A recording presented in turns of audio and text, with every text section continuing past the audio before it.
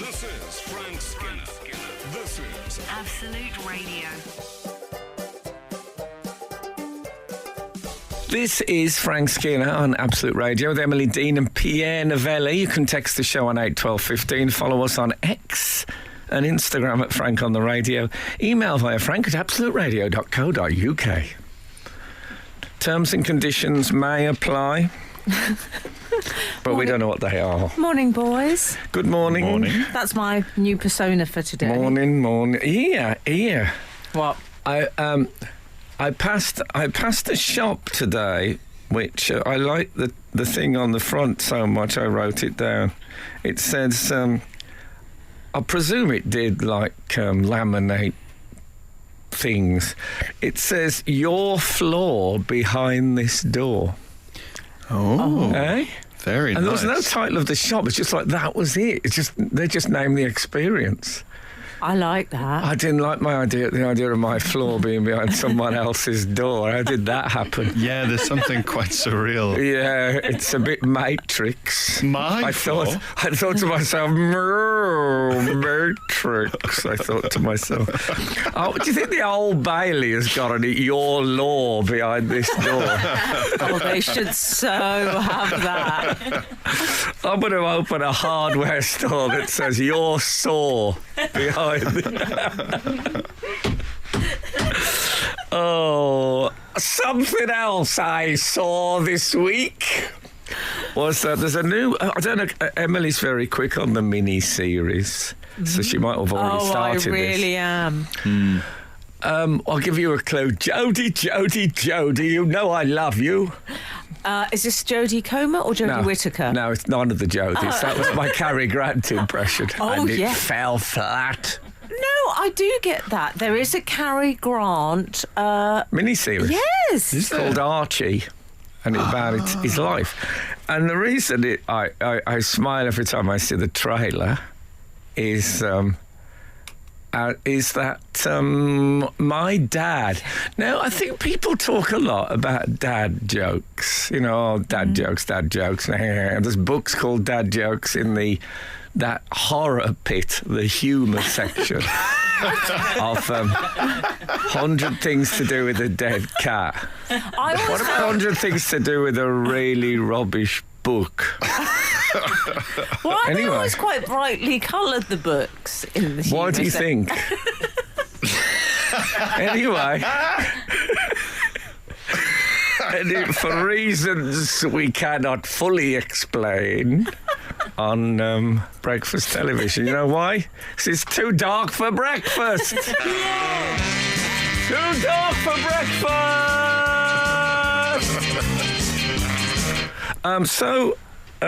Go on. Your dad. My dad. There is a whole level below, I think in most people's eyes, below dad jokes, which are dad remarks. But often they're richer and certainly more random. Yes. My dad, if ever Cary Grant was on the telly, which he was used to be on, his films was used to be on a lot when I was growing up, he would stand like he was presenting. You know how magicians' assistants stand with their hands to one side, as in, da-da, here he is. Yeah. Yeah. He would stand and present. He would physically present Cary Grant on our telly to us and say, he'd say, from the slums of Bristol, Cary Grant. He always said that. That was better than any dad joke. So why did he say it? And he always said it. He felt moved to... And there was no acknowledgement of this is our in thing. It was just said. Like if ever Liverpool was on the telly, when in the Bruce Grobbelaar era, I know you don't know about football, but you damn well know about South Africans. Do you know about Bruce Grobbelaar? Grobbelaar's Zimbabwean. Yes, sorry. Yeah. Oh, they get very touchy. Oops. Very touchy. And Anyway. I won't make you say Grobbelaar. No, okay, thanks. It's too early for that. Other people have to work with this microphone. Anyway, my dad would always say, Bruce Grobbelaar, you'll never beat that man in the air.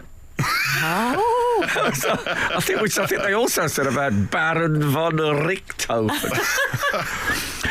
Anyway, if you got any dad remarks, I don't want jokes. I want Yeah. random, obscure remarks that sometimes operate like avant-garde poetry. That's what I want from your dad.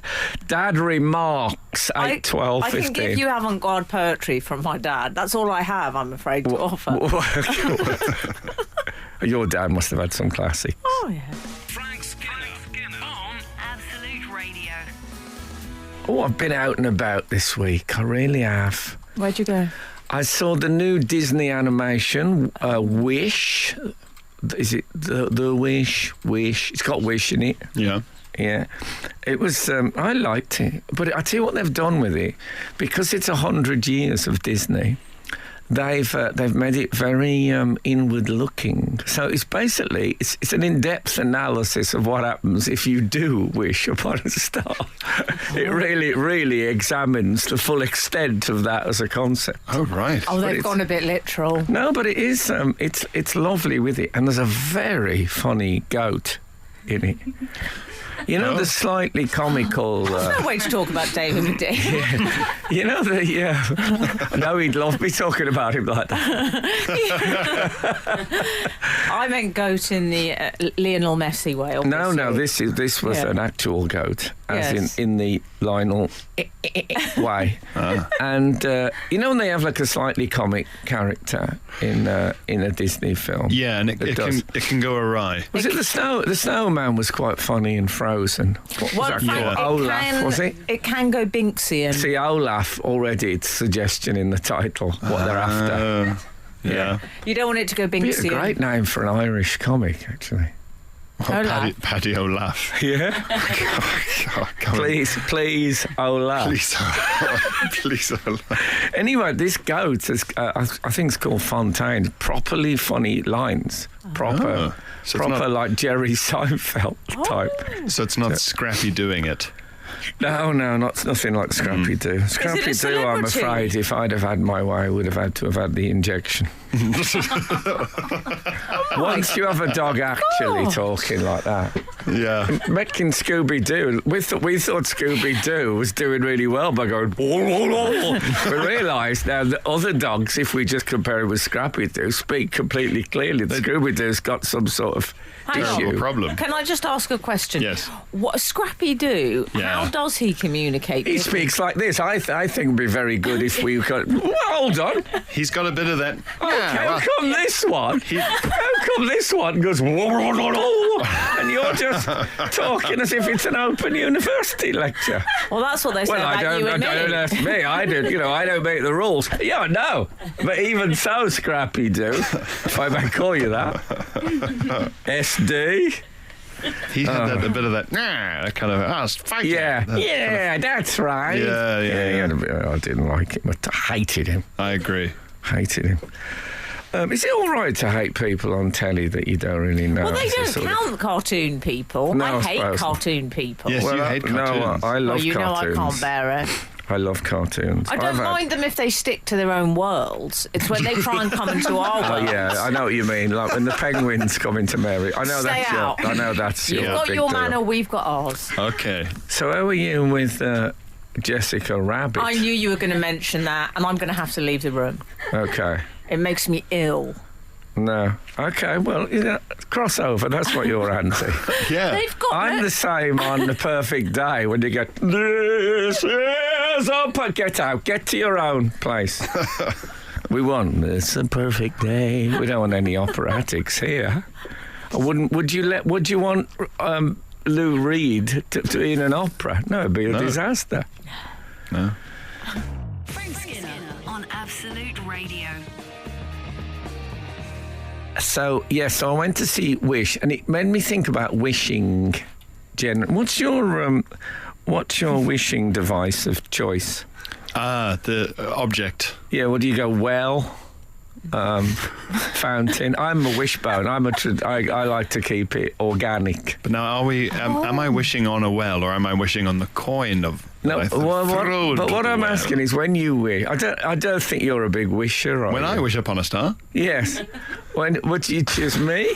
But I bet you don't wish much. When I remembered what my default wish was for What? about 15 years, every time I got a wish, be it bone, lead or water lead in some way. Bone or what? Sounds like some caveman. Shooting stars people use sometimes. Sure. I use a birthday cake. You know when the knife reaches the base? Oh, do You're not you? I've familiar with never that? heard of that before. I thought it was after you blow out the candles. No, the producer nodded, and you're meant to scream. Knife wish. Yes, it's post. Knife wish. That's a great that detective show name. Post candles is. That's yeah. I'm just going to tell you the worst review I ever read of anything in a minute. Mine is when post the candles. So you got smoke in your face and then you do the wish. Well, sounds like my childhood. I've never heard knife knife base. makes contact with base. I And then- never heard that. Wow. Okay, anyway. Anyway, my default. I'll just tell you this: is that what was the point I was going to make? Bad review was. Oh yeah, Yeah. a knife-based review. I was outside 12 Angry Men in the West End, and there was a sign hanging up that said, "More topical than a knife blow." Oh my God. Theatre cat. I thought, hold it. It's a cat. Things have come to that was the best you could find. More topical than a knife blow.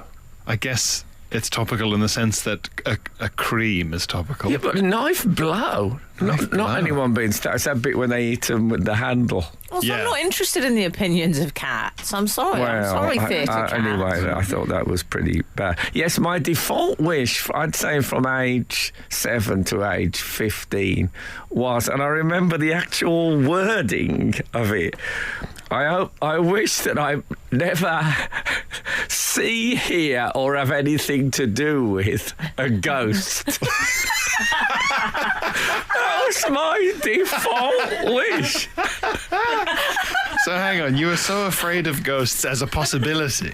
Yeah. You just thought, okay, Yeah, here's my just chance want to... every chance. If it's going to be, if it's a supernatural thing, you go to their side of things. That's true to the wishing. You say, like, well, this is all of the same... Fine, not that gonna is be the able- worst waste of a wish I've ever heard in Well, my it wasn't whole just life. a wish. I must have been 100 wishes. Squandered. You're a wish squanderer. Well, I don't know. I never did Yeah, I was gonna see, say, hear, or yeah. have anything to do with a It ghost. clearly worked. Yeah, it did. I like that as a kid you were like, well, I don't want to see one. And then you thought, wait a minute, there's always moaning and Yeah, clanking. and all that. I don't want to hear And one. then I thought, or have anything to do with.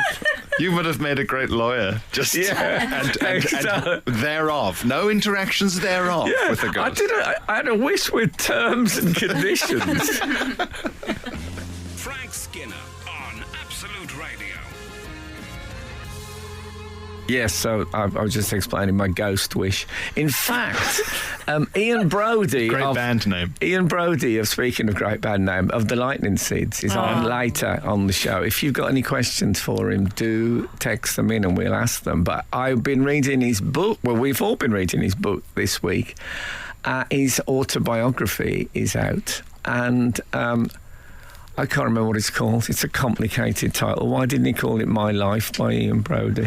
Anyway, we'll let you know the title before the end. But anyway, in that there's a whole chapter. I've started reading the chapter, and it says, and then I found out my flat was haunted. I thought, no thanks. I'd skip Yeah. that chapter. I'm not It's reading that. I read Tomorrow's that here bit. today. Yes, It's a exactly. fiddly title. That's what it's Tomorrow's called. here today. But I the was haunted chapter was frightening. no, I'm not reading And it that. is a I don't brilliant- want to hear about it. I don't want to talk about it when he's on.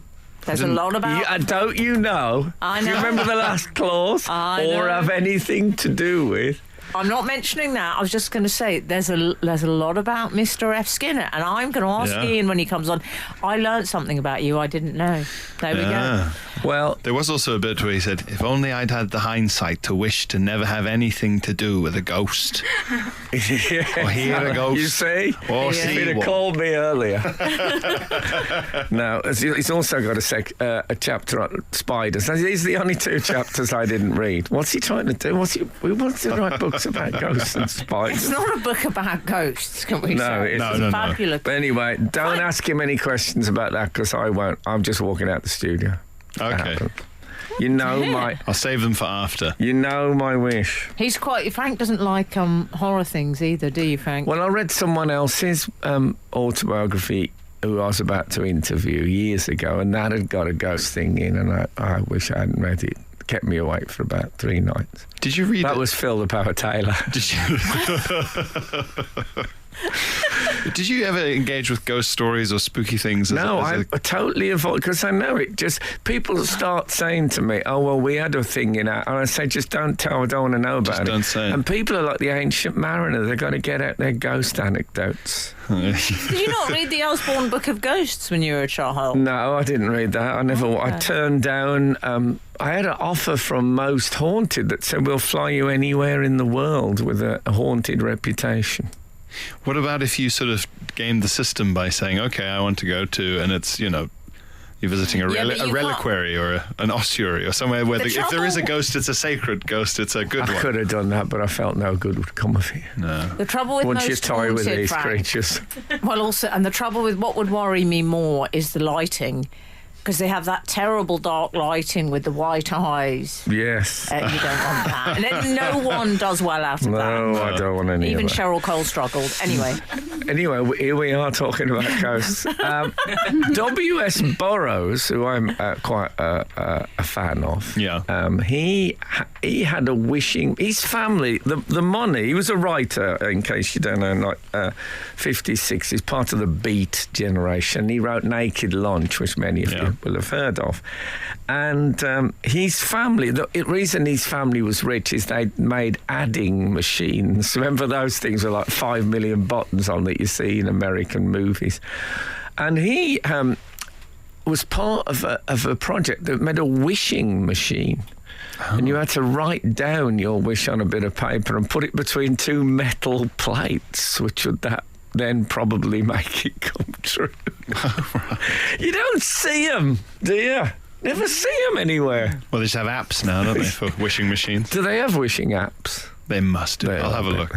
Can I say, though, I really like Wish. It made me laugh and cry. Did it? I don't want to be a plug in Disney. I think they sponsor Manford, don't they? Can I say we're not getting paid by Disney? Yeah. It's Manford. We don't have a deal with Disney. Manford's getting money off them, and I'm getting nothing for praising their movies. What about? Is that fair? Mouse money. Frank Skinner. Absolute Radio. I've had some communiques from our loyal readers. Fabulous.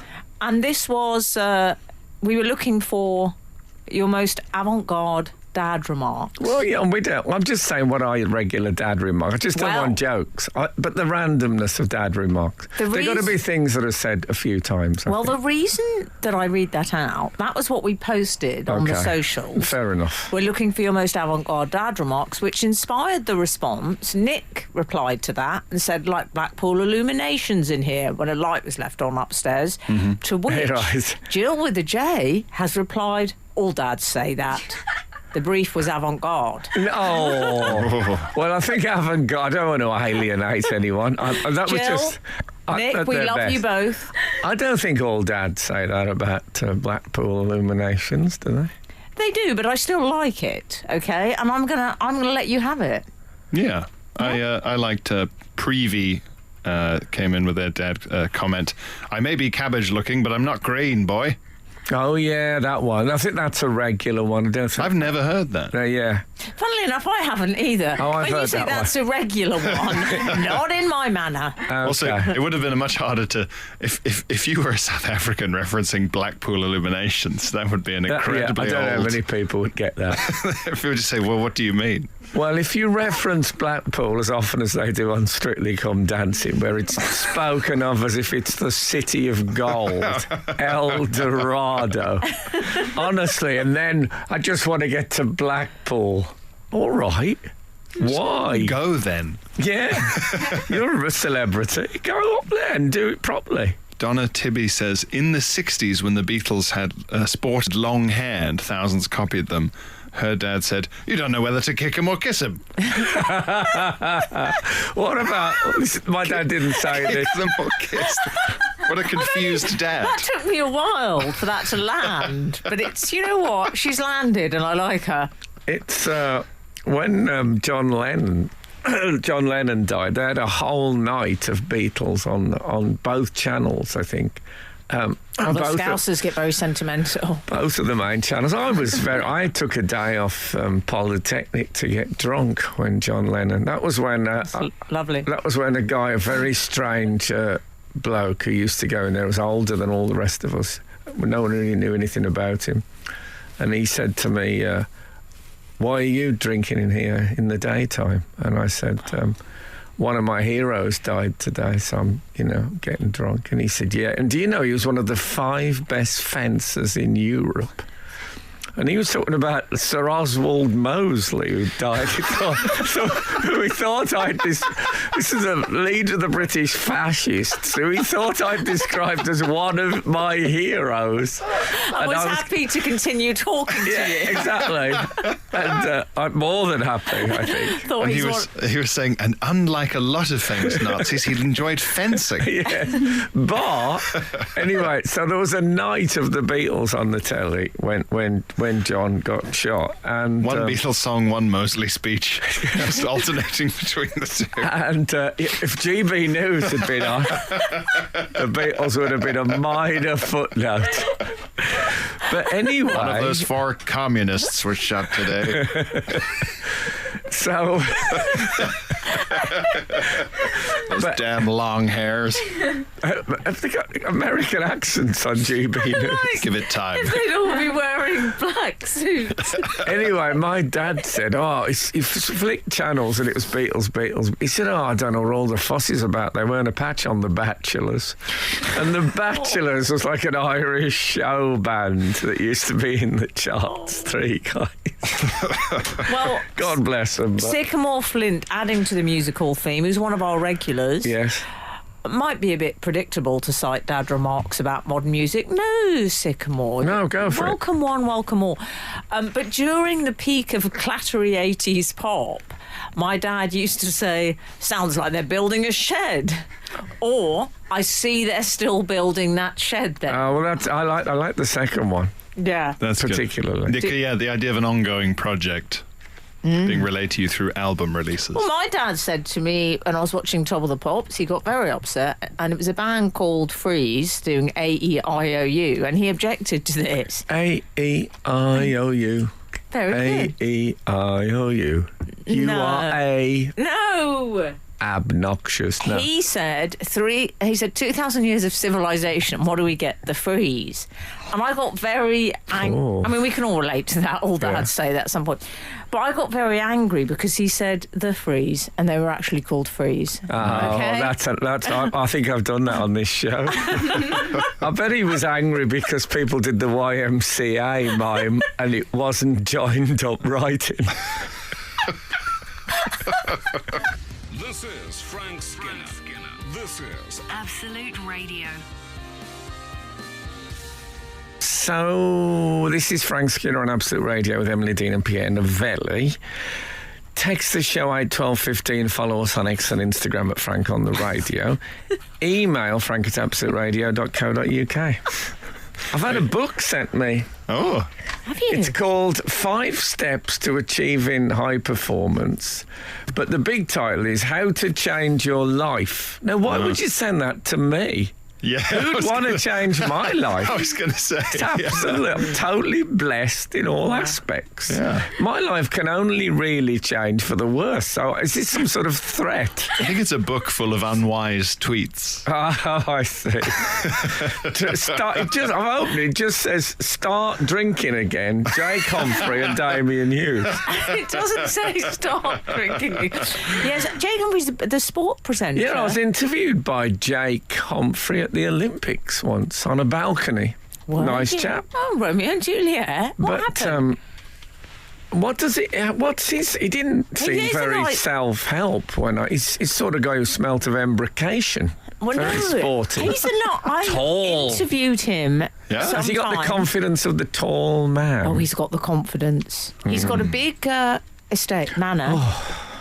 He's got a very lovely... I've been to his house. He's got a big estate. I've been to his house. He served me tea in the garden. That was another camp gesture from you, Frank. Yeah. Oh. Well, that was close. Yeah, some might say. I couldn't possibly comment. He's got chickens and all sorts for animals. I've been to the house.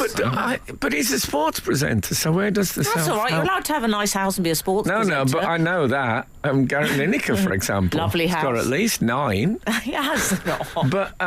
Where does what is it? Is he now a guru? Has he become some sort of guru? Is he a wise man? He sounds like it. No, he does a podcast called High Performance, which is interviewing sports stars about their performance. How'd you run in so sport. fast? So he did change his life. Well, He did. really, He yes. started podcasting. Yeah. Yes, life-changing. Okay. And, yeah. Will you be reading it? Well, no, because I don't want to change my life. Yeah. It's perfect. The cover of the book is gold. It as is. well. Oh, is that a subliminal message in that I'll be first? I'll be a winner. I know. I know people who would benefit from reading it, certainly. But Yeah. if you give it as a gift, it's a slight comment on them, isn't it? How to improve When your I brain. get home and give it to my partner, maybe you'd like to read this. I like most passive-aggressive books you could buy someone. Exactly. Yes. Anything for dummies. Well, how to, Yeah. and How to Win Friends and Influence People always goes down well, I find. I never, as you can guess, I haven't read that. No. Otherwise, I'd have friends. No. Listen, I saw a bit out and about this week. I went to see the latest manifestation of the Old Vic's Christmas spectacular, A Christmas Carol. I smell your brother-in-law. Yes, Christmas Carol, as you know, used to be my stage name in my drag days. Yes, and you had that baubles-based finishing act. Exactly. Oh, my goodness. Yes, indeed. And A Christmas Carol is great, Frank. That should be your alter ego. I'd recommend it. It's at the Old Vic, and it's a sort of it's one of these, when you walk in, they throw you a tangerine. There's people on stage in Victorian dress, and they throw you a tangerine. Do you still call them tangerines? That's what we Yes. called them as a I child. don't know, but it's so middle class. Satsumas has took over. Here's a Christmas gift for you. A lovely... Well, nonsense. I've got you a lovely tangerine. Yes. You were having a wonderful Christmas. Yeah, when we had a Christmas stocking, which literally used to be my mum's stockings, but women just wore stockings You're in those joking. days. It wasn't a stage thing. And in the toe of it would be a tangerine. Yeah. Or was it a satsuma? I don't know. Or even, as we've got busier over the years, it's now called an easy peeler. If you don't have time. I don't have time for fruit. This one's all right. It just falls out like it's in a box. Slang for a particularly relaxed Victorian policeman. Yeah, exactly. Nowadays, they You've won't... cleaned that up a bit. Yes, you have. They don't want an orange. They want a prime, don't they? That's right. I think even Prime has had its day. Has it? What do That's they want now, Frank? I know what I want. Takis. And they're on the way as we speak.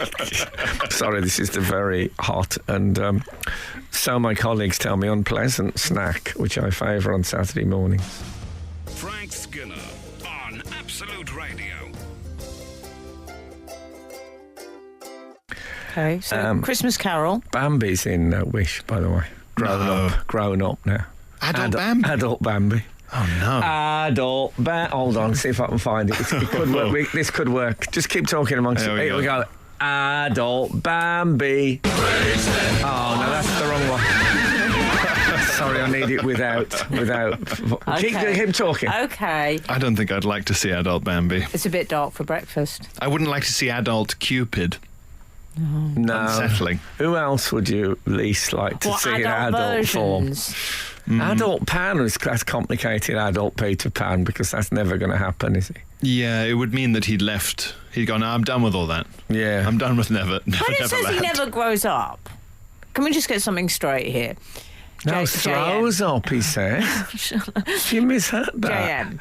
Does it mean, does he just never age? Is it a Benjamin Button thing? Is Yes. it just is it emotional immaturity we're talking No, about here? it's a magical gift of eternal childishness. Yeah. Oh, that's the excuse men always give. Yeah, isn't it? Isn't it though? Anyway, we're over at the Christmas Carol. Yeah. So this year it's Christopher Eccleston as Scrooge. Oh, I love him. And I tell you how he does it, which I never thought of with Scrooge. But let me tell you a lovely story of working class life. When I was a child, we used to have a money lender come to our house called Mr. Butler, who was a terrifying figure. And whatever didn't get paid, and usually something didn't get paid in our house, the bloke said to the door once, was at the door, and my brother was sent to the door to say, "Mom's not in."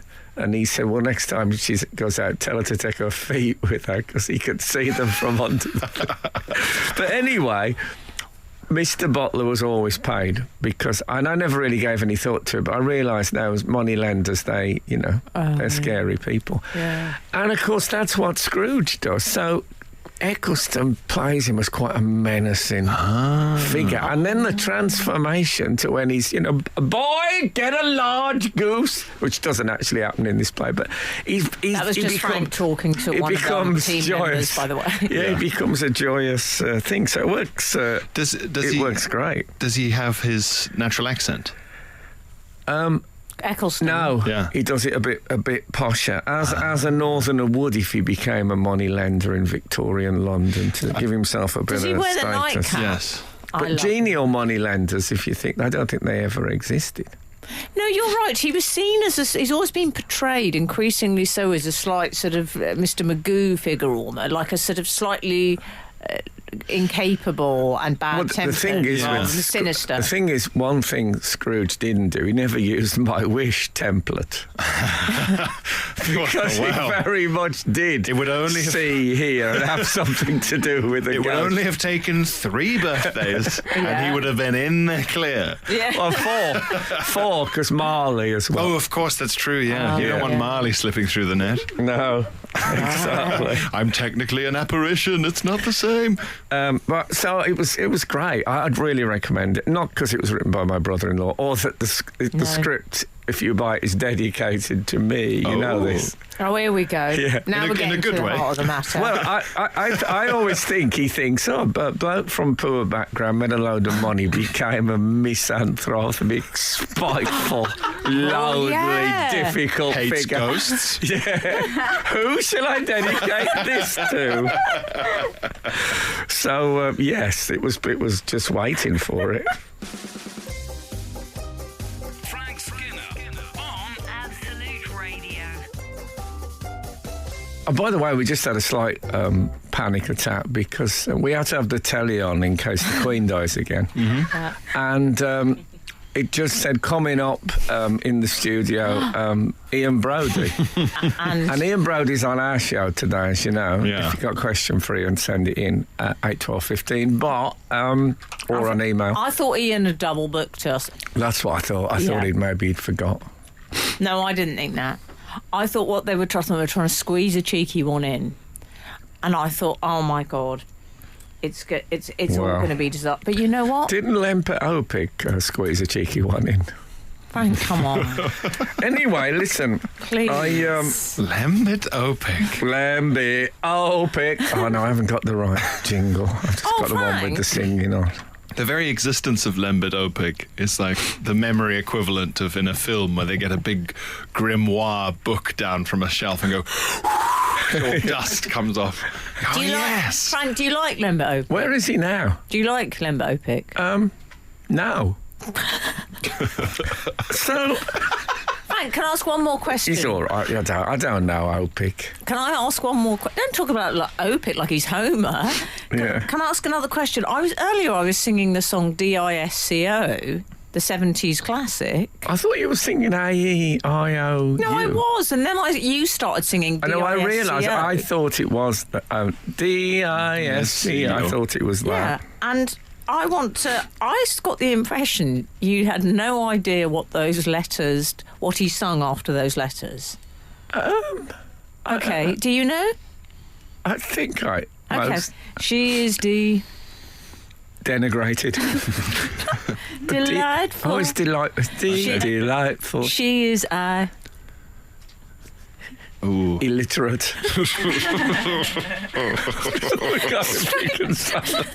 So, Frank Skinner's version of Disco, everyone. Someone making a note of these. Denigrated and illiterate. Okay. Yeah. No, the answer is irresistible. She is Surreptitious.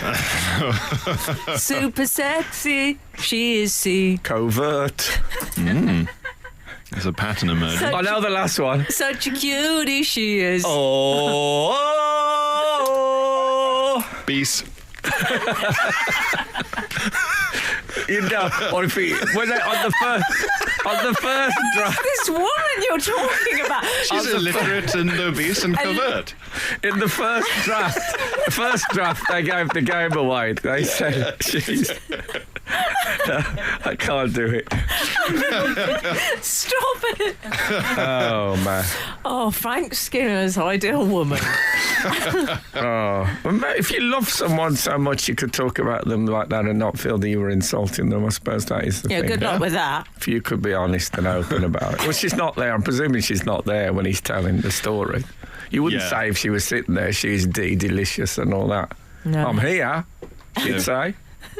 Yeah.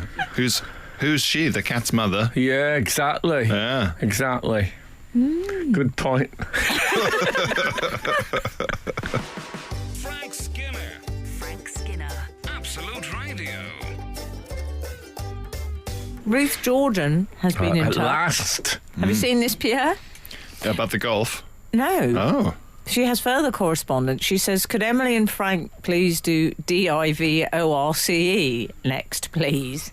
Yeah, maybe you will next week. She means in reference to DISCO. Well, apparently it's a very moving and sad song, DIVORC, about a couple breaking up and divorcing, and they don't want to say the word divorce in front of their small child because they think it will break his heart, so they spell it out DIVORCE. And I wonder, I haven't tried this yet, but do you think this would work as a stand-up routine? The idea that when she slightly undermined it in the first draft is when she first used to do it, she used to do it with the YMCA mime letters above her head.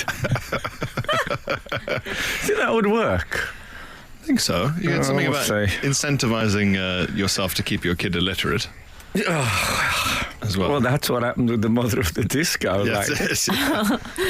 yes. She's got other things to worry about. Other Here's a priorities. The question. mother of the disco lady. Here's a question for you. Go on.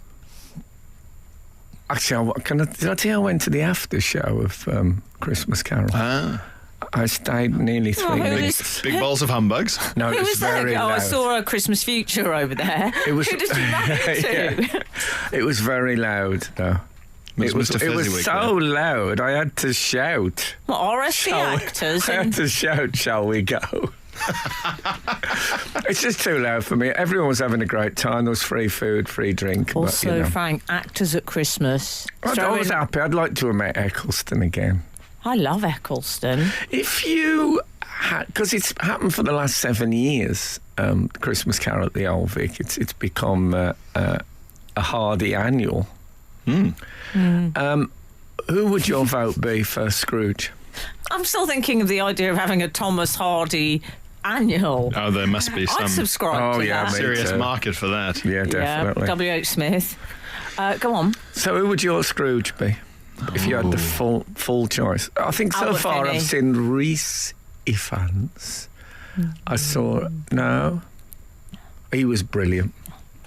Trust me, he was brilliant. I didn't say anything. Okay. Who would your choice be? I'm not going to go through them if you're going to judge. Go. Find you a bit judgy on the Scrooges. There's quite a niche area to be judgmental in. David Thewlis. Well, that's because I said Rhys Ifans and everyone gets them mixed up, isn't it? Yeah, but also I love David Thewlis. I find him quite frightening. Okay. I like an old school Scrooge. I don't even... You see, I'm thinking... How old is Scrooge, though? Do we know 12, that? 15. Yeah. Albert Finney... Dead, though.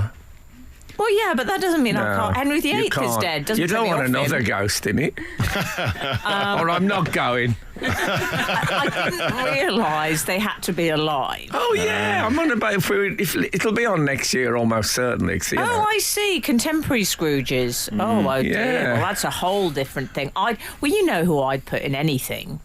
Go on. Well, your brother-in-law works with him a lot. Oh, yes. You know my obsession.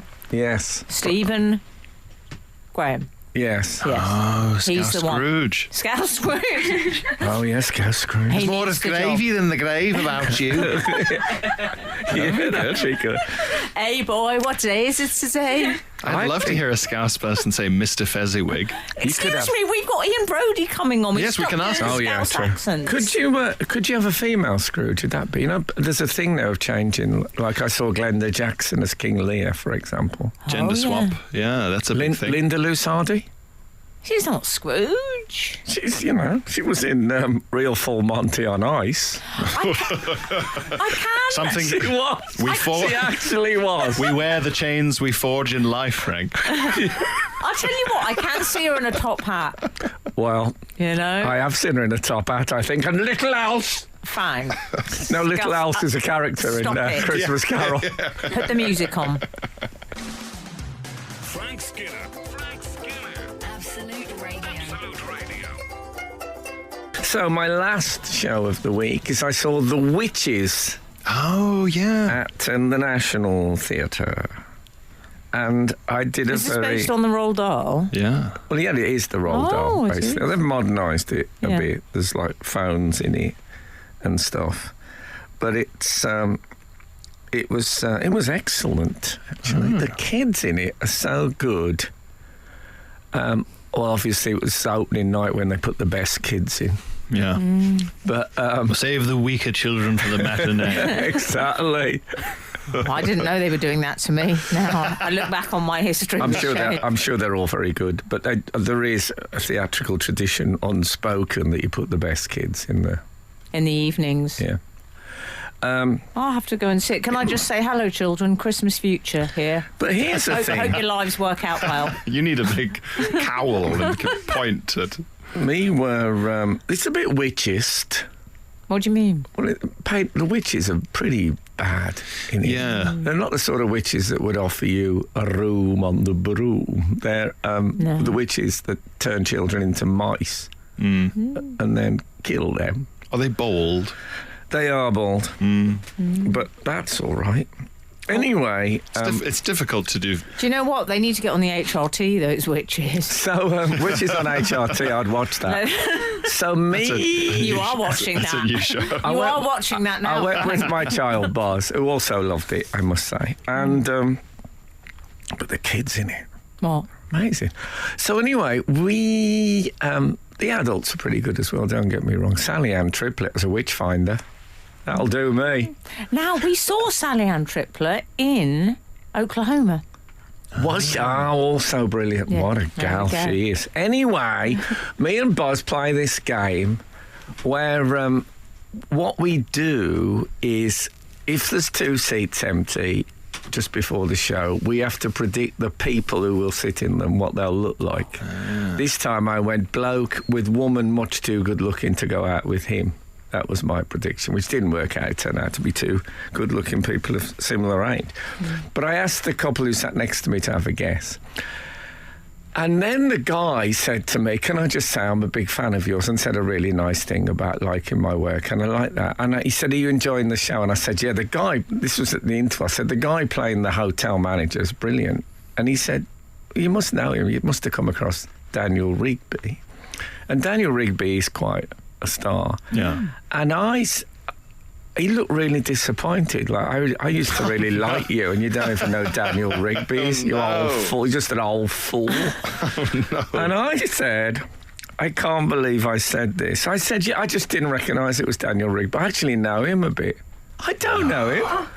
I don't know Daniel Rigby. I met him once. Told a showbiz lie. But I met him once, and I was using that to help. But as if that made it better. That makes it worse. What, you know him, and you still didn't recognise him. You're going to be visited by a very networky ghost this evening, Frank. No, don't. I'll be there at 7. Even that as a joke, I don't like. Do you know what? Yeah, I'd like to be a networky ghost.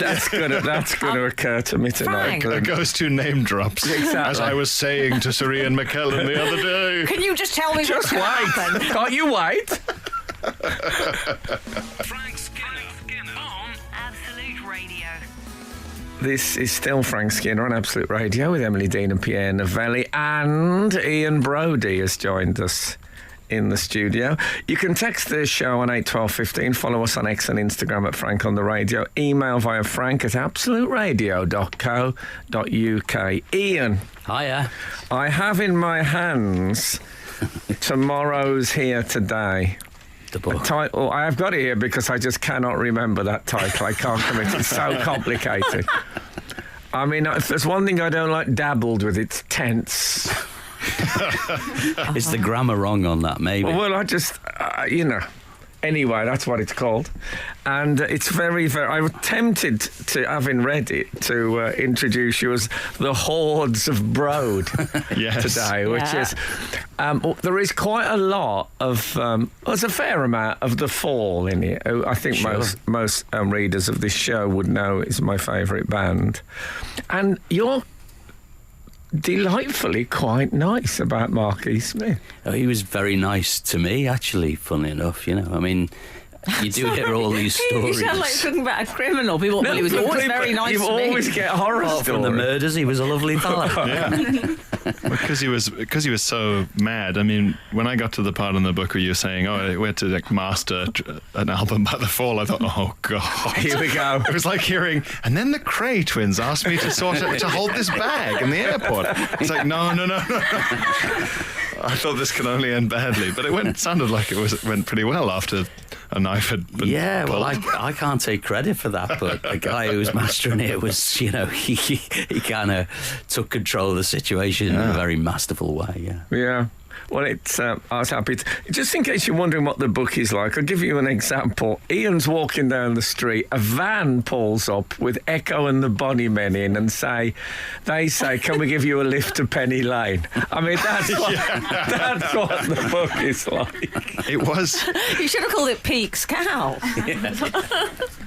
One thing I'd like to ask you is, I think it's my favourite ever dinner date story, and it involved a record company executive who said, I'd like to take you to dinner. Can you share?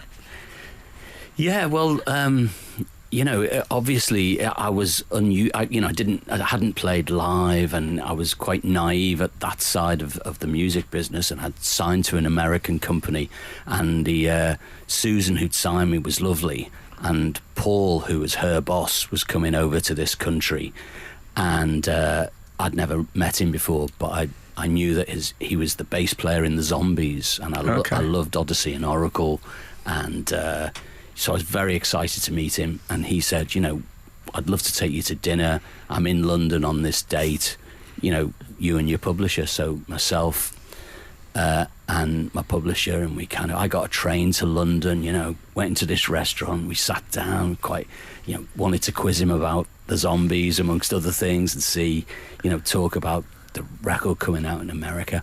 And we're sitting there for ages, and nothing really happened. And then the waiter eventually, came over and said, would you like to order? And we said, well, we're waiting for someone. And he said, oh, is it Mr. Atkinson? We said, yeah. And he said, oh, he's having dinner at a different table over there. But he said to say hi, and he'd like to buy you lunch.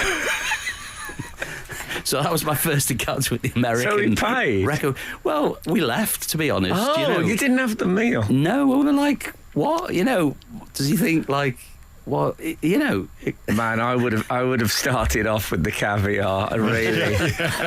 Made him regret the offer. Bring me the menu, yeah. Why did he not want to sit with you?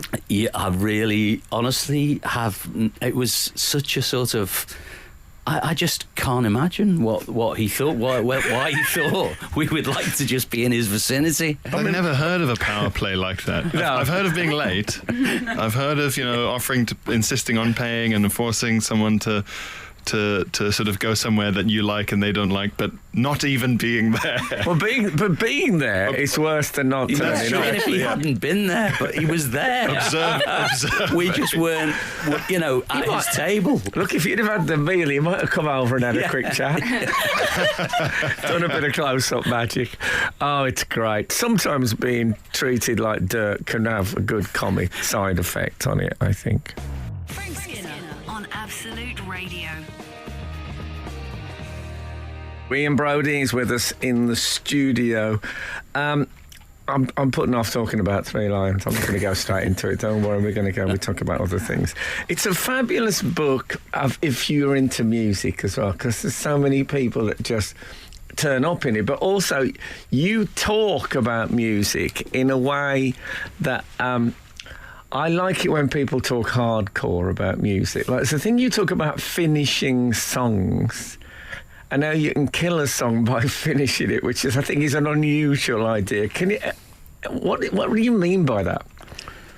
I think for me, like I have a very dysfunctional way of writing and stuff, where I talk a lot into the memos, and I explain what I think it would be great if it sounded like, and then I try and make it sound like that. And it's quite. So you have memos to yourself? I have memos to myself, and I kind of record a little tune, but then after the tune, because I've found that in the past you come back to it and you can't put any context to it.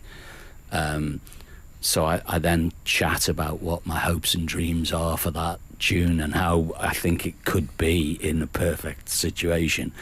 I think you should release those. I'd like to hear them. Believe it sounds better talking about it than they sound. Okay. Sounds quite Marky Smith. And I kind of, but I record them very roughly. I don't even bother getting into. I just and I feel like when I come back to them, which is often, maybe a year later, if they can withstand that kind of harsh treatment, then probably they'll be the good ones. And the ones I can then relate to after all that time are probably the ones that I should work on, kind of thing. And some of them just sound like I'm an idiot, and some sound like, oh no, you're onto something there, So then you start working on them, and they gradually they gradually take shape and form. But you have all these hopes for that you're writing. You hope you to be writing this, classic. It's classic, but many classics at the same time. 1 minute you think this could be like, the best Motown song, or this could be AC/DC, or this might be Windmills of Your Mind, because they've all got this within them, Yeah. And gradually, as they crystallise into the one thing that they are, at the same moment they become something which is brilliant, they stop being all these other things. All the potential goes. And that's the disappointment, because all these other things you were hoping for, you're very deflated about, and then after a while you realise it is something, and you grow to love it. You see, I think for stand-ups, often when they record, if there's a Netflix special, I'm speaking as an outsider now, obviously, they record it at the end of the tour. That's the place to do it. I'll finish with that. But they should do it about halfway through, because there's that point where the material really starts to work and you're thinking, oh, and you can't wait to get out there. And Marky Smith, who we mentioned earlier, said this thing that he likes to record a song while it's still growing. Just catch it, not on the upward curve, but not on the top. He doesn't want it to be complete.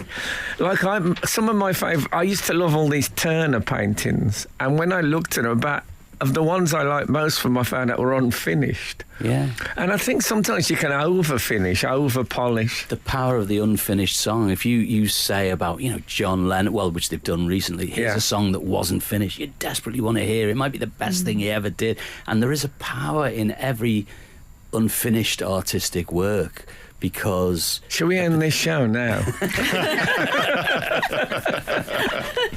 Frank Skinner on Absolute Radio. Obviously, Frank is in the book, but he's not the only comedian in the book. And I'm always looking for stand-ups to be represented more in in the stories of other more popular and respected genres of entertainment, like music. Ken Dodd pops up. Oh, Ken, yeah. Sir Ken. Ken. Doing exactly what you'd want. Yes, handing out wadges of cash. Hold on. Yeah, it's Don't almost kill like the a punchline. caricature, isn't it? Yeah. Ken... actually had a beautiful voice, didn't he? But he had hits. Yeah. Tears for Souvenirs. Tears for Souvenirs. So there was a little recording studio in the middle of Kirby, and it was the guy who had it, his dad was something to do with Amazon gas, and so it was on a sort of industrial estate in the middle of nowhere, and it was like a hut, and the studio was called Amazon. And but it was the only studio in the Northwest, I think, at that, or there was about a couple, maybe one in Manchester. Strawberry 10cc had. So a lot of the bands and a lot of people who wanted to record would always be in a middle of nowhere in a kind of MOT testing centre in a hut in Kirby in Liverpool, you know, the most unlikely people. It's a bit Avram Grant when he went astray from his wife. Anyway, carry on. And so Ken Dodd, was often in there making recordings, and he used to like to pay everyone in cash, in a kind of personally in cash. So he would have, a load of cash on him, and at the end of the session, I happened to be standing in the reception area where a few people who had worked on the track he was recording was. So I'd never met him before, and I saw Ken Dodd coming towards me, and he just gave me 200 quid. I thought, he's a nice guy, that Ken Dodd. He's lovely. What did you say? I'm just standing. I did. I said, I didn't know. I'm in the other room. Were you not tempted for a second to just take it? It's Ken Dodd we're talking about. Not for a moment. Not the first or last time. All that Amazon. Toiling in the Jambutti mines. He was having a day off. Oh yeah. Frank it gets mentioned in the book. I had a question to ask. Well, both of you, and we have a reader question as well. Frank, when you got that copy of the book, did you do what I'm calling a David Baddiel? I didn't, actually. Do you want to explain what that is? I knew I had to read it anyway for this interview. But when I gave David Baddiel a book on the history of alternative music, I wrote hello next to his name in the index. Because I knew he would go there first of all. And he phoned me up and said something like, there was swearing in it. But I discovered from reading your book things I didn't know about my beloved friend Frank Skinner. Like his inspirational Henry V, speech to the England team to persuade them. They needed persuading for you to release 3 lines. That's to be in the video, that was the problem. Yeah, to be in the video. Yeah, and I think there was an awkward silence. I suppose if you're getting ready in training to do a competition and someone plays you a song that says we're always rubbish. We're always crap, and we know we're going to lose, but we don't care. It's not. It was definitely, there was a tension, a crackling tension in the room. Let me just leave this as a cliffhanger because the Fairs is out, which has worried Ian. He thought it was madness merchandise. No one said that before. Frank Skinner. Absolute Radio. Set the scene. You left us on a cliffhanger. Yeah, so there we are. We've gone to play 3 Lions, the original thing, to the England football team. So like Gaza and Alan Shearer and stuff, they're all sitting there in their gear. And then when it ends, there's a bit of a yeah. And then I think this is Ian. What happens next? Yeah, well, I mean, it was very intimidating. These are all, massive footballers at the time, and we were, suddenly in a room with them. And I don't think I'd ever pictured playing the song. No, sort of even arriving, or I'd never really given it thought that we were actually going to sit there.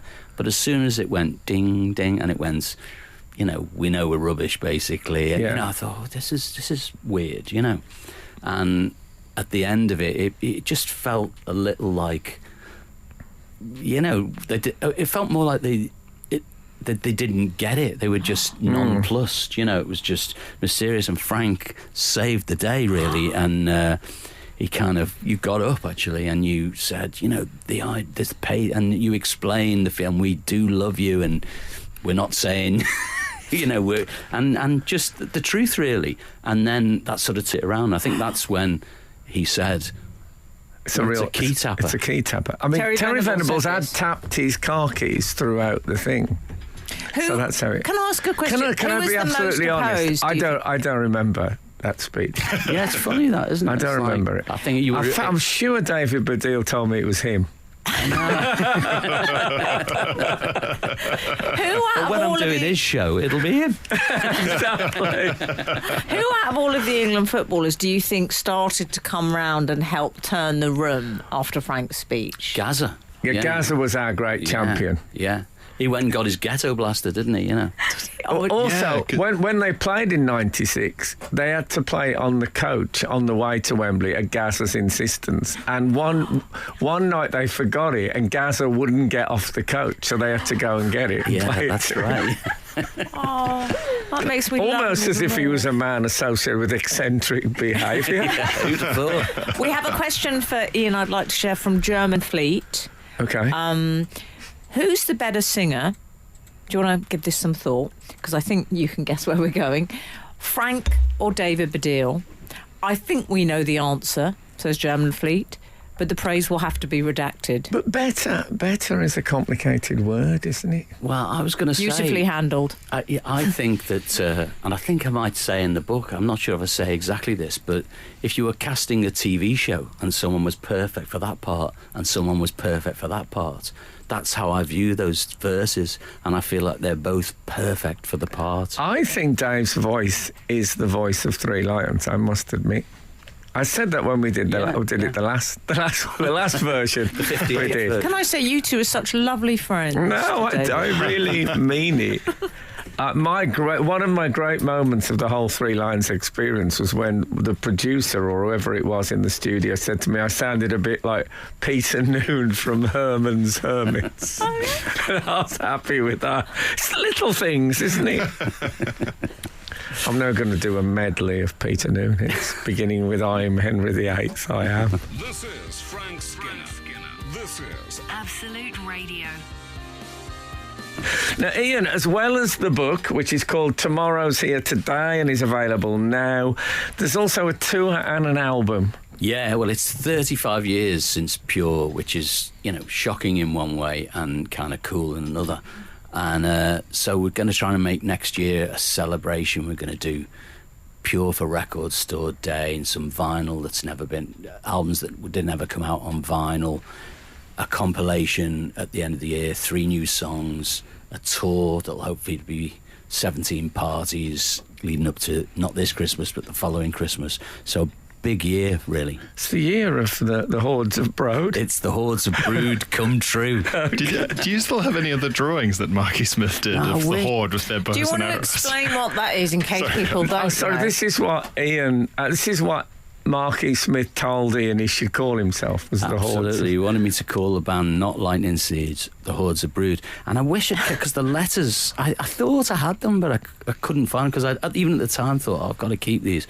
But they had like little bows and arrows and almost chain mail on. They were kind of... It was very militaristic drawings. No, it's a strange and in some ways it's a dark story. But we can make this light. You were almost in Paddington, the movie. That was... I love that, and I don't know why they didn't take advantage of that. Yeah, it was just... it was a very surreal day, It was a very surreal day. I was... at a bit of a low ebb, and I was at a period when I was kind of getting up late in the day, a little bit groggy, and I wandered down Portobello Road, winter's day, 3 or 4 o'clock, dark, misty kind of day, and I was feeling a bit down, and I sort of wasn't looking where I was going, and then I noticed these stalls, and I just thought, it's so lovely, London, and it's so, it's almost like I'm so lucky to be here. It's like everything looks, and I looked at the stone, it was like in a beautiful golden glow, and there were these amazing things on the table, and I just felt much better, and I thought, it's beautiful round here, and then this voice suddenly shouted, "Who the hell is that on the set? Get him off!" And I suddenly realised that it was all lit with these amazing lights into this beautiful film set. And I was trespassing, basically. I was shunted away very quickly. And it was Paddington. And they were filming Paddington, yeah. Of course, he wouldn't have been there. I was going to say, it wasn't Paddington that told you to leave. No. In real life, He'd have been far politer. He was in his trailer. I think he was with the Queen. In real life, he's a vicious. Yeah, exactly. Grizzly kind of a trailer, character. you know. Although he's no longer with us, is he? I don't Paddington? quite understand. Who, Paddington? Well, it's confusing, isn't it? Hold it, can we are not announcing Shock children you. that Paddington has died. You But mean the those drawings people always do implication is of that him with he's the now Queen? with the Queen, so Yeah. I don't quite understand, but that's for another podcast. Something about the book that I went audiobook, also available. Oh, Which you read by- yourself. I do, yeah. It's Very quite commendable. hard doing the audiobook, I've got to say. I How wasn't much expecting it hot to be as tea and difficult. lemon did you? Yeah. I love doing it, I must say. Do you like doing Because it? I've Yeah. done all mine and I've done all of Ozzy Osbourne's. Oh, wow. I really enjoy doing it. If there's anyone out there, I'm up for it. Who's going to use this voice in any? You can't have me reading Dickens. Carry on. Something about the book that I enjoyed was that sometimes if you read an autobiography of someone who was only ever, I would say only ever the lead singer of a band you've heard of, you go, yeah, well, I know, you were in the band, you formed the band got famous, then you wrote this book. It's all in a straight line. Whereas you've done all of it, production and lead singer and Well, it's not in guitar. chronological order either. No. I mean, initially it was meant to be a book of anecdotes, Yeah. you know, and it is, you know, and the personal stuff sort of somehow got in there in a way, you know. Yeah, but they make it. It's a very, because you really open up. I don't think of you as a massively opening up kind of a guy. There was I stuff don't. about you I had no idea about. Right. Yeah. I tell you what, I came away thinking you and Frank are very similar characters. Okay? Yeah, No. okay. Well, I'll tell you in what pleased respect. No, with but that. Ian I'm is pleased with that. No, I would Yeah. be pleased, except I can't honestly say I'm humble. Yeah. One of you is a more retiring craftsman than the other. Imagine Honestly- if you'd have had a band, though. You would be Mick and I could be Keith. Well, you do say that in your book that I never found. I never found my Jagger. Yeah. What I'm saying is he's been here all along, Yes. right under your nose. Oh, I've written a few songs in my time. You have? It's time for the ukulele fall covers band. Yeah, that's what could possibly go wrong. You could have rotating members and Yeah, in yeah. honour of. Oh, you I know, love That's it, rotating yeah. members. What a party that was. We've got guests in. Oh, sorry. Ian, it's always an absolute joy Lovely to to be see here. you. Thank you very much. So Ian's book, Tomorrow's Here Today, is out now. And coming soon, the album, the Greatest Hits album called... Tomorrow's Here Today. funnily And enough. also the tour next year. The Lightning Seeds and Ian Broudie. Not in that order, obviously. Although he probably likes sex, he's so humble. For me, they'd just be called Frank Skinner. So if the good Lord spares us and the creeks don't rise, we'll be back again this time next week. Now get out. This is Frank Skinner. This is Absolute Radio.